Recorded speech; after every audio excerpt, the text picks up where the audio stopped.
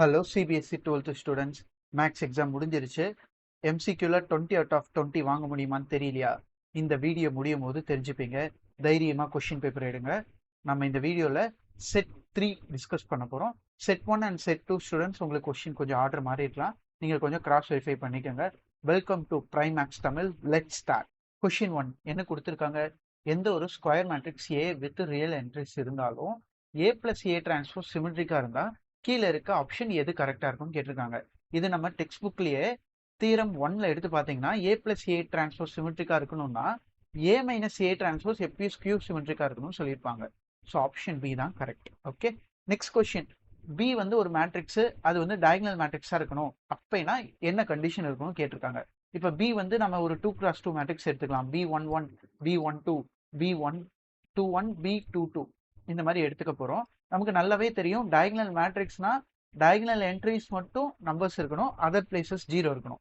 இப்போ நமக்கு B12வும் B21ம் கண்டிப்பா என்னவா இருக்கணும்? 0வா இருக்கணும். அப்ப Bij 0வா இருக்கணும். எப்ப ஐயும் ஜேவும் ஈக்குவலா இல்லாத டைம் எல்லாமே 0வா இருக்கணும். ஸோ ஆப்ஷன் டி தான் கரெக்ட். கொஸ்டின் 3 என்ன கேட்டிருக்காங்கன்னா, ஏ வந்து ஒரு நான் சிங்குலர் மேட்ரிக்ஸ் இருந்தா கீழே இருக்க எந்த ஆப்ஷன் வந்து முக்கியமானது நாட் ட்ரூன்னு கேட்டிருக்காங்க. இப்போ நான் சிங்குலர் மேட்ரிக்ஸ் அப்படின்னா டிட்டர்மினன்ட் எப்பயுமே 0 வராது. கரெக்டா? அது பேர் தான் நான் சிங்குலர் மேட்ரிக்ஸ். ஸோ அப்போ ஆப்ஷன் சி வந்து கரெக்டான விஷயம் தான். அப்போ இதுல ராங்னு போடணும். அப்புறம் நான் சிங்குலரா இருந்தா இன்வர்ஸ் எப்பயுமே நமக்கு கண்டுபிடிக்க முடியும். அப்ப இதுவும் ராங்கான ஸ்டேட்மெண்ட் தான். அது கரெக்டான ஸ்டேட்மெண்ட். நீங்க ராங்னு கேட்டனால நம்ம இதை சூஸ் பண்ண முடியாது. இப்ப அட்ஜாயிண்ட் ஆஃப் ஏக்கு ஒரு ப்ராப்பர்ட்டி இருக்கு. அட்ஜாயிண்ட் ஆஃப் ஏக்கு டிட்டர்மினன்ட் எடுத்தா நமக்கு டிட்டர்மினன்ட் ஆஃப் ஏ விட n⁻−1 இருக்குன்னு ஒரு ப்ராப்பர்ட்டி இருக்கு. ஆனா ஆப்ஷன் ஏல பாருங்க, சிங்குலர்னு கொடுத்துருக்காங்க. அப்ப அட்ஜாயிண்ட் ஆஃப் ஏ 0 ஆயிரும்னு அர்த்தம். அப்ப டிட்டர்மினன்ட் 0 ஆயிரும்ல, அதுதான் ராங். ஸோ அப்ப இந்த இடத்துல ஃபால்ஸ் கேட்டனால ஆப்ஷன் சி தான் கரெக்ட். Next question. இந்த கொஸ்டின்ல எஃப் ஆஃப் எக்ஸ் வந்து ஒரு ஃபங்க்ஷன் கொடுத்துருக்காங்க. இல்ல கே வேல்யூ எந்த வேல்யூ இருந்ததுன்னா அட் எக்ஸ் ஈக்குவல் டு -1ல கண்டினியூஸா இருக்கும் அப்படின்னு ஆப்ஷன்ஸ் கேட்டிருக்காங்க. ஃபர்ஸ்ட் நம்ம இந்த x² - 4x - 5 divided by x+1 இது வந்து சில பேர் எல்லா ஹாஸ்பிட்டல் உள்ள limit x tends to -1 apply பண்ணி போடுவீங்க. கரெக்டா? ஸோ நான் என்ன பண்ண போறேன்னா இதுக்கு ஃபேக்டரைசேஷன் பண்ண போறோம். இதுக்கு எப்படி ஃபேக்டரைஸ் பண்ண போறோம்னா x-5 அண்ட் x+1 ஃபேக்டரைஸ் பண்ண போறோம். ஸோ இதெல்லாம் உங்களுக்கு தெரியும், இந்த -5 ரெண்டு டேர்மா பிரிச்சு எழுதுவோம்ல அந்த மெத்தட்ல. ஸோ அப்போ x+1 கீழே இருக்கும். ஸோ அப்போ இதை டிவைட் பண்ண பின்னாடி நம்ம என்ன பண்ண போறோம்? லிமிட் x டென்ஸ் டு -1 போடணும். அப்போ இதுல -1 லிமிட் அப்ளை பண்ணீங்கன்னா என்ன வரும்? -6ன்னு வரும். அதுதான் நம்மளோட k வேல்யூ. ஸோ அப்படி இருக்க ஆப்ஷன் வந்து டி தான் கரெக்ட். கொஸ்டின் 5 பாருங்க, இன்வெர்ஸ் ட்ரிக்னாமெட்ரி கொஸ்டின். என்ன கேட்டிருக்காங்க? இன்வெர்ஸ் ட்ரிக்னாமெட்ரியில பிரின்சிபல் வேல்யூ பிரான்ச் வந்து எது கரெக்ட் இல்லைன்னு கேட்டிருக்காங்க. நம்ம புக்ல இந்த டேபிள் நம்ம படிச்சிருப்போம். ஸோ இது எல்லாருக்கும் ஞாபகம் இருக்கும். ஆனா ஒரு சின்ன விஷயம் நாட் கரெக்ட்னு கேட்டிருப்பாங்க, அதை நோட்டீஸ் பண்ணிருக்கணும். நெக்ஸ்ட் இதுல பாருங்க, நமக்கு கொசிக்கன் இன்வர்ஸோட ஆன்சர் தான் இதுல கரெக்டான ஆப்ஷன். ஏன் அது கரெக்ட்னா இல்ல ரிமூவ்டு 0 இருக்கும், இதுல ரிமூவ்டு 0 கொடுத்துருக்க மாட்டாங்க. அதனால இதுதான் இன்கரெக்ட் ஸ்டேட்மெண்ட். நெக்ஸ்ட் கொஸ்டின் போலாங்களா? Next question. கொஸ்டின் நம்பர் 6 வந்து ரொம்ப பேசிக்கான கொஸ்டின். ஏ பின்னு ரெண்டு மேட்ரிக்ஸ் இருக்கு. இதுல சிங்கிற ஒரு மேட்ரிக்ஸ் ஆப்ஷனா கொடுத்துருக்காங்க. இந்த மூணுத்தையும் ஆட் பண்ணா 0 வர மாதிரி ஆப்ஷன் என்னன்னு கேட்டிருக்காங்க. நிறைய பேர் வந்து ஆட் பண்ணி சால்வ் பண்ணி போடுவீங்க. பட் என்னோட மெத்தட் என்னன்னா, இப்ப பாருங்க இங்க 0 இருக்கு, இங்க -3 இருக்கு. ஆட் பண்ணா -3 வரும். அப்ப +3ன்னு சில இருந்தாதான் கண்டிப்பா 0 ஆகும்ல. அப்ப ஆப்ஷன் ஏல +3 இல்லாதறாங்க. ஆப்ஷன் பில இருக்கு, ஆப்ஷன் டில இல்லாதறாங்க. அப்ப option C or option B தான் இருக்கும். அதே மாதிரி இங்க பாருங்க, இங்க 4 இருக்கு, இங்க 1 இருக்கு. ஆட் பண்ணா 5 வரும். அப்ப சில -5 இருக்கணும். அப்ப ஆப்ஷன் பில +5 இருக்கு. அப்ப இது ராங். அப்ப ஆப்ஷன் சி தான் கரெக்ட். ஓகே. கொஸ்டின் 7 என்ன கொடுத்துருக்காங்கன்னா, ஏன்னு ஒரு வெக்டர் கொடுத்துருக்காங்க, பின்னு ஒரு வெக்டர் கொடுத்துருக்காங்க. இது வந்து நம்ம ரெட் கிராஸ் சிம்பிள் வந்து டாக்டர் கிளினிக்ல இருக்க மாதிரி ரெப்ரசென்ட் பண்ணுது. ஸோ இந்த மாதிரி இப்படி இருந்ததுன்னா அந்த லாம்டா வேல்யூ என்னன்னு கேட்குறாங்க. ஸோ என்ன சொல்ல வராங்கன்னா, அது பெர்பெண்டிகுலரா இருக்குல்ல இந்த ரெட் கிராஸ் சிம்பிள். ஸோ அப்போ ஏ வெக்டாரும் பி வெக்டாரையும் டாட் ப்ராடக்ட் பண்ணா நமக்கு 0 கிடைக்கும். அப்போ நமக்கு டாட் ப்ராடக்ட் பண்ணா வேல்யூ என்ன வரும்? 6 -8, அதாவது 3 × 2 6, 2 × 2 4 -8, அப்புறம் 5 × லாம்டா வந்து 5 லாம்டா வரும். இது ஈக்குவல் டு 0ன்னு வச்சுக்கணும். இதுல இருந்து நம்ம லாம்டா வேல்யூவை சால்வ் பண்ணி கண்டுபிடிக்க போறோம். ஸோ அப்போ 5 லாம்டா ஈக்குவல் டு +2ன்னு வரும். இதுல இருந்து லாம்டா வந்து 2/5ன்னு வரும். ரொம்ப சிம்பிளான கொஸ்டின் தான். ஸோ அப்போ நமக்கு என்ன ஆப்ஷன் கரெக்ட் வரும்? சி ஆப்ஷன் கரெக்ட் வரும். Next question. இதுல probability of A and probability of B 3 time of probability of A equal to 3 probability of B, normal probability of B கொடுத்துட்டாங்க. இல்ல 3/5க்கு ஈக்குவல். ஸோ இதுல இருந்து கண்டிஷனல் ப்ராபபிலிட்டி வேல்யூ கொடுத்துட்டு P of A union B என்னன்னு கேட்டிருக்காங்க. நம்ம எல்லாருக்கும் ஞாபகம் வர வேண்டிய விஷயம், பி ஆஃப் ஏ யூனியன் பின்னா அதோட formula P of A plus P of B, அப்புறம் P of A intersection B கண்டுபிடிக்கணும் முக்கியமா. ஆனா இதுல இன்டர்செக்ஷன் இல்லை, அதுதான் நிறைய பேர் வந்து கண்டுபிடிக்க கஷ்டப்பட்டிருப்பீங்க. ஸோ இதுல இன்டர்செக்ஷன் எப்படி கண்டுபிடிக்கணும்னா, பி ஆஃப் ஏ கிவன் பியோட ஃபார்முலா என்ன, P of A intersection B divided by P of B. Correct. இந்த பி ஆஃப் பியை அந்த சைடு நம்ம கிராஸ் மல்டிப்ளை பண்ணிட்டோம்னு வச்சுக்கோங்க, நமக்கு தேவையான P of A intersection B கிடைச்சிட போகுது. P of A given B equal மல்டிப்ளைல பி ஆஃப் பி போட்டுட்டு P of A intersection B நம்ம கண்டுபிடிச்சிடலாம். ஓகே, அதை எடுத்து அப்புறம் ரீப்ளேஸ் பண்ண போறோம். ஸோ இதை மல்டிப்ளை பண்ணா என்ன ஆன்சர் வரும் அப்படின்னு கேட்டீங்கன்னா, பி ஆஃப் ஏ கிவன் பியோட ஆன்சர் வந்து 2/3. அடுத்து பி ஆஃப் பியோட ஆன்சர் வந்து 3/5. இதை மல்டிப்ளை பண்ணா 3 கேன்சல் ஆயிட்டு 2/5 வரும். இதுதான் இன்டர்செக்ஷனோட ஆன்சர். ஸோ இதை எடுத்து அப்படிங்க ரீப்ளேஸ் பண்ணுங்க. பி ஆஃப் ஏவோட ஆன்சர் வந்து என்ன கிடைக்கும், முக்கியமா இந்த இடத்துல பி ஆஃப் ஏவோட ஆன்சர் 3/5 நிறைய பேர் எழுதுவீங்க. இந்த சைன் 3 அந்த சைடு எடுத்துட்டு வந்து கேன்சல் பண்ணிட்டு 1/5 எழுதணும். பி ஆஃப் பியோட ஆன்சர் வந்து நமக்கு டைரக்டாவே இருக்கு 3/5. அப்புறம் இன்டர்செக்ஷனோட ஆன்சர் இப்பதான் நம்ம கண்டுபிடிச்சோம். எல்லாமே எல்சிஎம்லாம் காமனா இருக்கு. ஸோ ஆட் பண்ணி பார்த்தீங்கன்னா உங்களுக்கு 4 - 2 2/5 வரும். ஸோ இது எந்த ஆப்ஷன்ல இருக்கு, டில இருக்கு. புரிஞ்சதுங்களா? நெக்ஸ்ட் கொஸ்டின் போலாமா ஸ்டூடெண்ட்ஸ்? இப்போ கொஸ்டின் 9 பார்க்க போறோம். ட்ரையாங்கிள் ஏபிசி கொடுத்துட்டாங்க. ஏ வெர்டிசஸ், பி வெர்டிசஸ் அண்ட் சியோட கோஆர்டினேட்ஸ்லாம் கொடுத்துட்டாங்க. ட்ரையாங்கிளோட ஏரியா 5 ஸ்கொயர் யூனிட்ஸா இருக்கு. இதை யூஸ் பண்ணி அந்த சியில் இருக்க அந்த கே வேல்யூ மிஸ்ஸிங் கண்டுபிடிக்கணும். கே வேல்யூ 2 வேல்யூ கிடைக்க போகுது, ஆப்ஷன்ல பார்த்தாவே உங்களுக்கு தெரியும். ஸோ இந்த கொஸ்டினை பார்த்தோன்னே எல்லாரும் இந்த ஃபார்முலா யூஸ் பண்ணியிருப்பீங்க. இல்லை நான் ஆல்ரெடி அப்ளை பண்ணி வச்சிட்டேன், x1 y1 x2 எல்லாமே. இப்போ ஜஸ்ட் சிம்பிளிஃபை பண்றது மட்டும் தான். அந்த 2 அந்த சைடு எடுத்துட்டு போயிருங்க. இந்த உள்ள இருக்கட்டோம்ல உள்ள மல்டிப்ளை பண்ணி எக்ஸ்பேண்ட் பண்ணிருங்க மாடுலஸ்க்குள்ள. அப்போ 2 அந்த சைடு எடுத்துட்டு போனா என்ன ஆகும், 5 × 2 10 மாறிடும். நெக்ஸ்ட் இதெல்லாம் சிம்பிளிஃபை பண்ணா நமக்கு என்ன ஆன்சர் கிடைக்கும்னா 5 - 5k மாடுலஸ்ல 10 கிடைக்கும். இப்போ மாடுலஸோட ஆக்சுவல் மீனிங் என்ன, பிளஸ்ல ஒரு ஆன்சர் கிடைக்கும், மைனஸ்ல ஒரு ஆன்சர் கிடைக்கும், அதான அதோட மீனிங். இப்போ நான் மாடுலஸை 5 - 5k = 10 வந்து பிளஸ்ல ஒரு ஆன்சர் வச்சுட்டு நான் சால்வ் பண்ணேன்னா எனக்கு இந்த 5லாம் அந்த சைடு எடுத்துட்டு போயிட்டு நீங்க கேன்சல்லாம் பண்ணீங்கன்னா k வந்து -1 வரும். இதே வந்து மாடுலஸ்ல அனதர் மீனிங் 5 - 5k = 10 எடுக்காம -10 எடுத்தேன்னா k ஓட வேல்யூ என்ன வரும், 3 வரும். ஸோ அப்போ நமக்கான ஆப்ஷன் வந்து 3யும் 1ம் இருக்க மாதிரி ஆப்ஷன். என்ன ஆப்ஷன், பியா ஏவா? இங்க பாருங்க, இது -1, இங்க வந்து +1 இருக்கு. ஸோ ஆப்ஷன் பி தான் correct.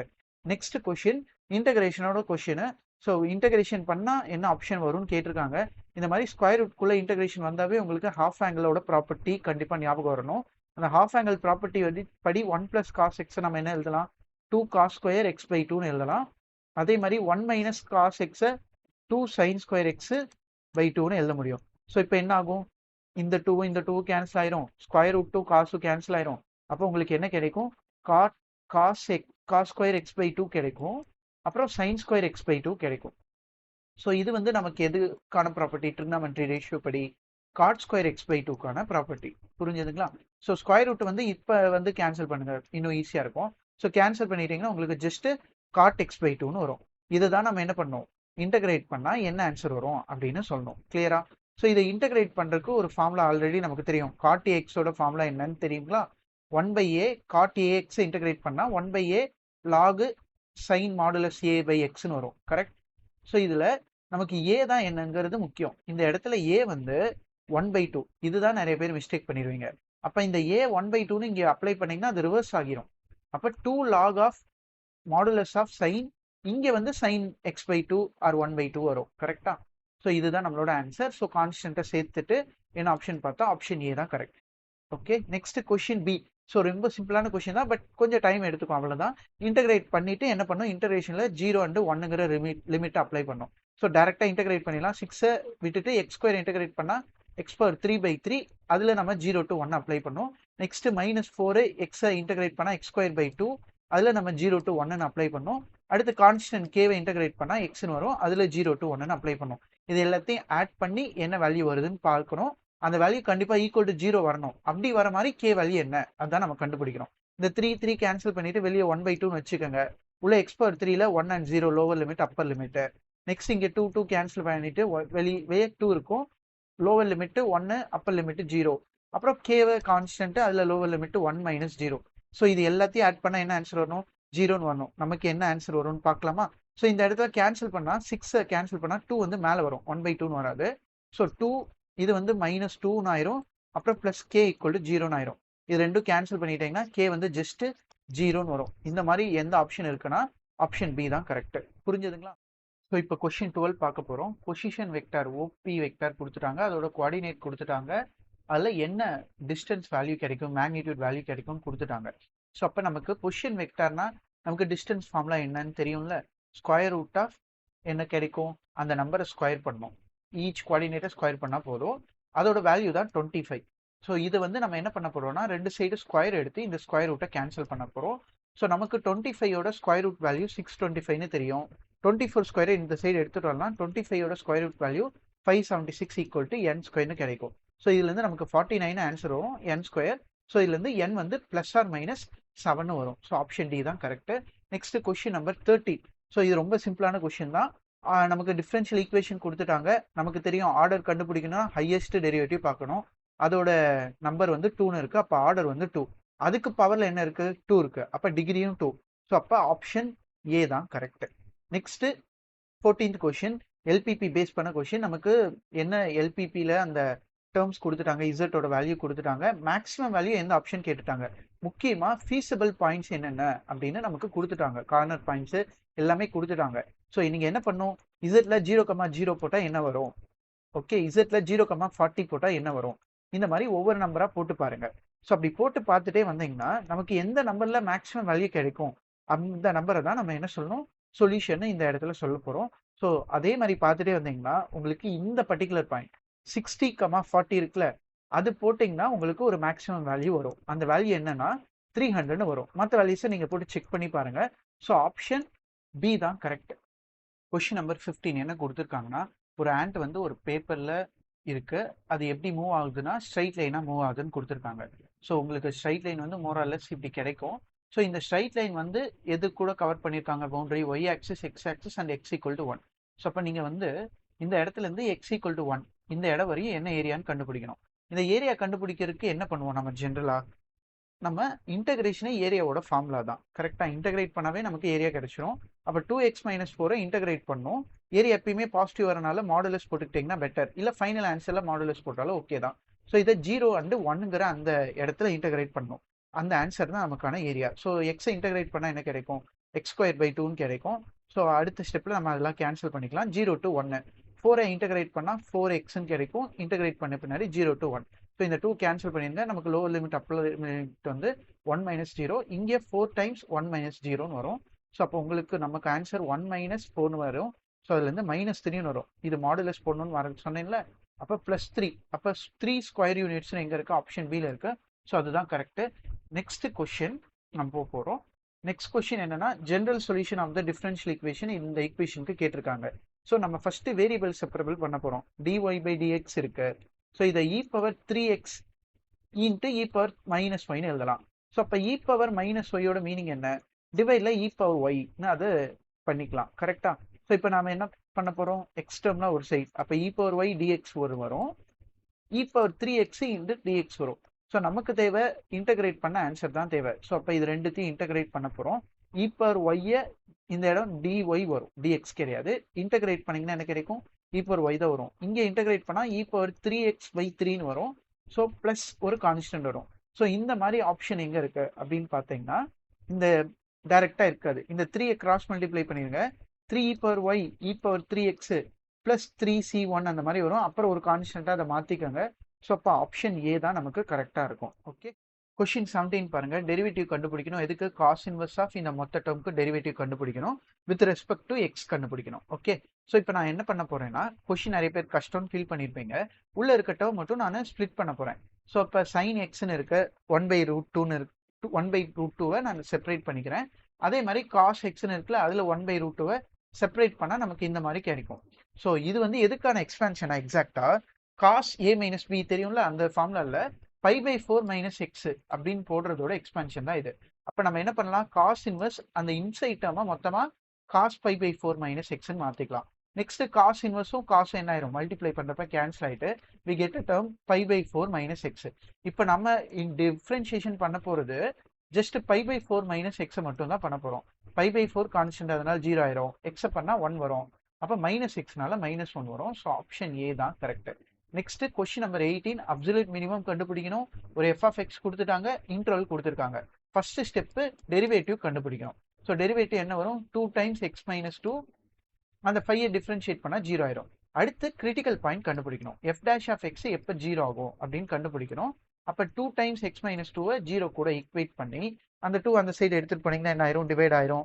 So x minus two equal to 0ன்னு வரும். ஸோ இதுலேருந்து எக்ஸ் வந்து 2ன்னு கிடைக்கும். ஸோ இப்போ என்ன பண்ண போகிறோம், எஃப் ஆஃப் எக்ஸில், அதாவது எஃப் ஆஃப் எக்ஸில் நம்மளோட கிரிட்டிக்கல் பாயிண்ட் 2வையும் அப்புறம் நம்மளோட இன்டர்வல்ல இருக்க இந்த -3யும் அப்ளை பண்ணோம். இந்த 2 பாயிண்ட்ல என்ன ஆன்சர் வருதோ அதுல மினிமம் ஆன்சர் எதுன்னு பார்க்கணும். ஸோ அதுதான் அப்சல்யூட் மினிமம். ஸோ அதை அப்ளை பண்ணீங்கன்னா எஃப் ஆஃப் 2ன்னு அப்ளை பண்ணுங்க. இங்க 2 - 2 0 ஆயிரும். அப்புறம் 5 மட்டும் இருக்கும். இங்க -3ன்னு அப்ளை பண்ணீங்கன்னா -2 - 3 -5 ஸ்கொயர் வந்து 25ன்னு வரும். +5 என்ன கிடைக்கும், 30. நமக்கு மினிமம் தானே தேவை.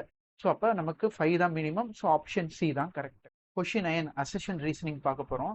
ஸோ நமக்கு வந்து 1 2 3ங்கிற நம்பர்ல ஒரு செட்டில் ரிலேஷன் டிஃபைன் பண்ணிட்டாங்க. இந்த ரிலேஷன் ஈக்குவலன்ஸ் ரிலேஷன் சொல்லியிருக்காங்க. ஈக்குவலன்ஸ் ரிலேஷனா ரிஃப்ளெக்சிவ் வரணும். 1,1 2,2 3,3 இருக்கு, எஸ்.